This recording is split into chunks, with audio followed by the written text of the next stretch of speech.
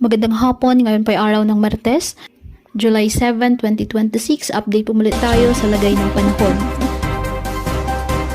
Super Typhoon Bavi, napapangalan ng Bagyong Inday, papasok na po sa PAR mamayang gabi o bukas ng umaga. Samantala, ang habagat ay papalakasin ng nasabing bagyo. Nagbabadya ng pumasok sa ating PAR ang Super Typhoon Bavi, napapangalan ng Inday, posible po mamayang gabi o bukas ng madaling araw.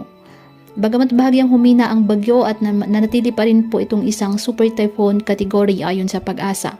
Taglay pa rin po ng bagyo ang malakas na hangin na maabot sa 185 km per hour at pagbugsong hangin maabot sa 230 km per hour. Kumikilos ito sa direksyong west-northwestward sa bilis na 20 km per hour.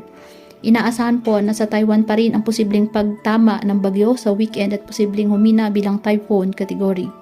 Bagamat hindi po direktang tatama sa ating bansa, ang nasabing bagyo, posible pa rin po nitong mahagip ang ilang bahagi ng Northern Luzon, particular ng Batanes, kaya po posibleng itaas na rin ang wind signal sa Hilaga at silang bahagi ng Northern Luzon simula mamayang gabi o bukas ng umaga.